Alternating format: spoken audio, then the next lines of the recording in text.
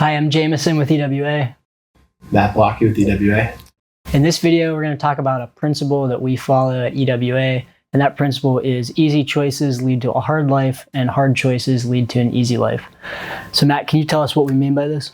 Really defined by the choices we make on a day-to-day basis, and I've always heard a quote that it takes a lifetime to build a good reputation, and then one bad choice can ruin that reputation. So hard choice is showing up every day, making sure that you're following all the principles that you have in your life, and just as such as simply getting out of bed without hitting snooze, reading versus watching TV. I mean, there's many examples. I think the biggest example in our firm is actually leaving to start our own RIA back in June of 2020. This was an enormous uplift that we had to do. It took a lot of, unfortunately, 80 to 100 hour work weeks, but that we found that now this is lead to a very purpose-driven life, and a purpose-driven life, in my opinion, is an easy life because when you have purpose, it doesn't even feel like you're working on a day-to-day basis, despite the fact of long hours continuing. We have the autonomy, and we've ensured that the only hat we wear is for our clients' benefit.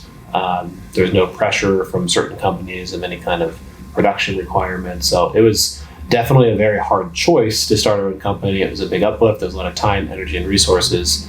But that's ultimately was a very hard decision that led to an easy career life. And if we had, stayed in our former position, that would have been the very easy choice. I view our situation would still be hard, but some of the rules, production requirements, etc., that would have had to been hit and followed.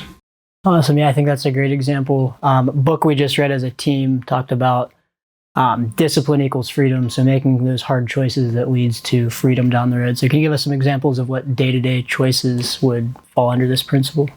Yeah, absolutely. So simple ones: watching TV versus reading, snoozing versus getting up, alcohol versus water, frustrating versus patience, overreacting versus taking ownership, staying up late versus early to bed, and the list goes on. But you can see the easy choice is obviously the first thing listed, but then the hard choices are the second thing listed. So there's really a micro level that this can be applied on a day-to-day basis. And then I gave the example of starting our own firm back in June of 2020.